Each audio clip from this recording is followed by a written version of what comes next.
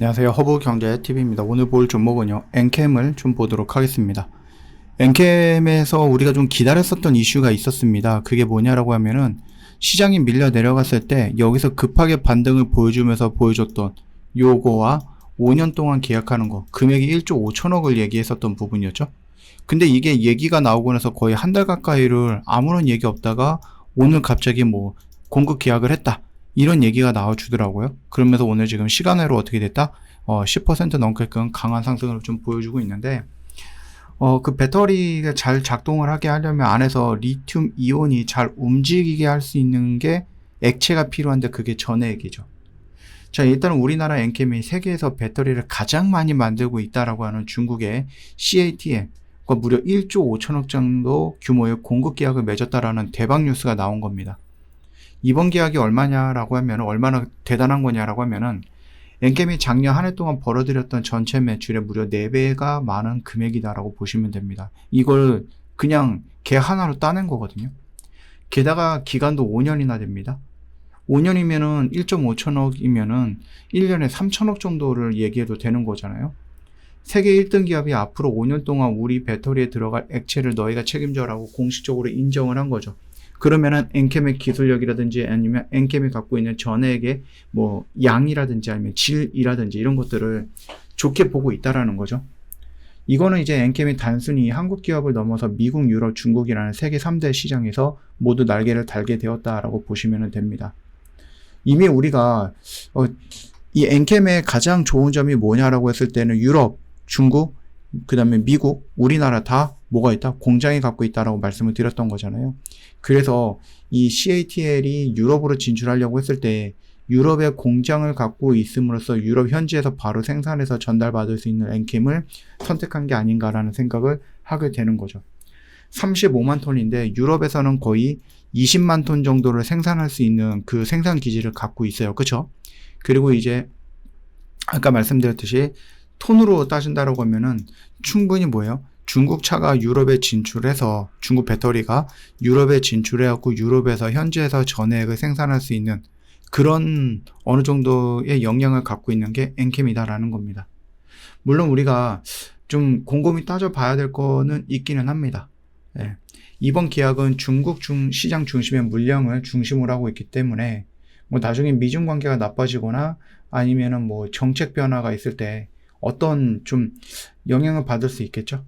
또 전액을 만드는 원료 가격이 갑자기 오르면 예상보다 이익이 줄어들 수 있을 수도 있다라는 부분인데, 뭐 그거가 걱정이 돼서 1조 5천억짜리를 놓칠 수는 없는 거고, 일단은 이번 계약이 엔캠의 본사가 아니라 해외 자회사를 통해서 이루어졌기 때문에 공식 공시 의무가 없었다라는 점인데, 이 때문에 매출을 잡히는 시점이라든지 방식은 투자자들이 우리가 조금 더 세밀하게 지켜볼 필요가 있다라는 거예요. 이게 애매한 거거든요, 이게. 뭐 기사의 아래쪽에 내용을 보면 이 부분이거든요. 제가 아까 전에 말씀드렸던 내용. 그래서 요거를 우리가 조금 더 중요하게 보긴 봐야 돼요. 이런 대형 계약을 맺으면은 회사는 이제 공시를 좀 내야 되거든요. 단일 판매라든지 공급 계약 이런 것들을 내야 되는데, 이게 일단은 조금 애매한 것 같아요. 대한민국에 등록된 엔캠 본사가 직접 계약서에 도장을 찍으면 무조건 공시를 해야 되는데, 자회사 기준이잖아요. 미국, 유럽, 중국 등에 있는 현지에 있는 자회사가 계약을 맺으면은 그 금액이 아무리 커더라도 본사가 의무 공시 대상에서 제외가 되는 경우가 있다라는 거예요. 그러면은 이제 우리는 여기서 일단은 뭐 논의하고 있어, 그리고 계약이 됐어 라고 했을 때 우리가 그냥 단순하게 생각을 하면은, 야, 1조 5천억 그게 자회사든 엔캠이든 간에 결국 돈은 이쪽으로 들어올 거니 좋은 거 아니야 라고 생각할 수도 있지만은, 그래도 뭔가 이제 전례가 있던 종목이기 때문에 투자자들 입장에서는 진짜 된 거 맞아? 돈 나오는 거 맞아? 근데 공시는 안 내도 된다고? 공시를 안 냈는데 나중에 이게 문제가 생기면 어떻게 되는 거야? 아무런 책임을 안 갖고 있는 거 아니야? 이런 식으로 나올 수도 있죠. 그러니까 매출이 찍히는 시점에 불공실성 그 공시가 나온다라고 했을 때 언제부터 언제까지 얼마를 판다라는 날짜가 명확하게 박혀 있거든요. 근데 자회사 계약은 공시가 없기 때문에 이게 2026년 1월부터 바로 잡힐 건지 하반기부터 잡힐 건지, 그러니까 이거 분기 실적이 발표하기 전까지는 투자자들은 뭐다? 예, 이거를 뭐 억지로 어떻게든 찾아보려고 하지 않는 이상 우리가 잘 모를 수 있다라는 거죠. 그리고 엔캠의 본사 주가에 영향을 주려면 자회사가 번 돈이 연결 기준 매출로 합쳐져야 되는데, 자회사가 물건을 팔 때 들어가는 비용, 그러니까 뭐 운송비, 세금, 뭐 인건비, 재료비 등등 이런 것들이 있을 거 아니에요. 본사보다 훨씬 클 수 있어요. 지금 매출은 1조 5천억인데 막상 본사가 가져오는 순이익은 생각보다 적을 수도 있다는 얘기죠. 그뿐만 아니라 보통 공시가 뜨면은 나중에 계약 금액을 줄이거나 기간이 바뀌었을 때 정정 공시를 해야 되는데, 이게 공시, 의무 공시 대상이 아니야. 그러니까 나중에 계약 조건을 살짝 바꿔도 회사가 보도자료를 내지 않는 이상 투자자들은 알기 조금 어려울 수 있다는 얘기죠. 예, 그렇기 때문에 물론 이제 공시가 안 떴다고 해서 계약이 가짜라는 얘기는 아니기는 하겠지만, 이 CATL과 5년이라는 어마어마한 계약을 했다라는 것이 더 중요할 수는 있죠. 근데 이제 앞으로 나올 이제 분기별 실적 보고서라든지 또 해외 법인 매출, 실제로 이게 좀 늘어나고 있는지, 거기서 돈이 되고 있는지까지는 조금 더 우리가 좀 봐야 될 것 같기는 합니다. 참 아쉽죠. 되게 좋아 보이는 뉴스가 나왔음에도 불구하고 하나부터 끝까지 우리가 그걸 온전히 믿고 이 엔캠에 대해서 되게 좋게 설명을 할 수 없는 할 수 없으니 이 얼마나 좀 답답한 겁니까? 그렇다라고 하면은 여러분들이 만약에 이 공시가 일단은 내가 믿고 보겠다 하시는 분들은 그 다음에 여기가 여러분들의 커트라인이 돼야 된다는 얘기죠. 그걸 믿고 여러분들이 도전을 하겠다? 그러면은 뭐 충분히 가능성은 있다라고 봅니다. 해도 되지 않을까라고 생각을 하긴 해요. 개인적으로 생각을 하면은. 왜냐면 여러분들이 밑에 구간에 커트라인을 완벽하게 딱 잡아놨다라고 하면은, 나는 여기가 떨어지면 난 무슨 일이 있어도 손절하겠다, 도망치겠다 라고 하면은, 그때는 뭐 여러분들 뭐 지금 구간에서부터 돈 덤벼봐도 뭐 크게 문제가 될 것은 없다라고 봐요. 여러분, 말이 1조 5천억이지 어마어마한 돈입니다. 그쵸? 그리고 5년 계약이에요. 1조 5천억에서 5년 계약이면 한 1년에 3천억을 번다는 얘기거든요. 3천억이면 지금 매출, 작년 매출이죠. 작년 매출과 거의 동일한 것을 이 계약 하나로 따냈다라는 거거든요. 그것만 놓고 보면 진짜로 대단한 계약은 맞습니다. 근데 아까 전에 말씀드렸듯이 뭔가 구멍이 있어. 그래서 그 구멍으로 물이 막 슬슬슬 들어와가지고 이거 다 망가뜨릴 것 같기도 하고, 이런 것들이죠.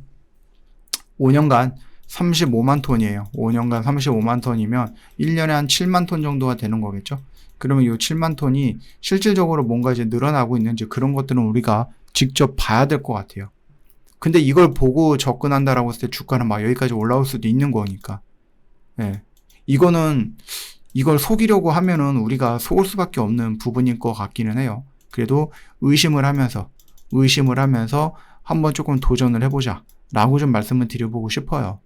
예, 그 점을 좀 참고해 주시면 될 것 같습니다. 참 애매하죠?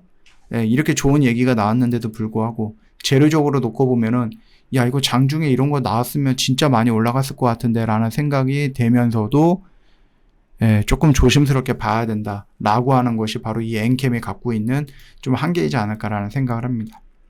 말씀을 드렸듯이 좋은 이슈는 맞고, 여기서 우리가 나왔던 것을 기다렸던 이슈도 맞아요.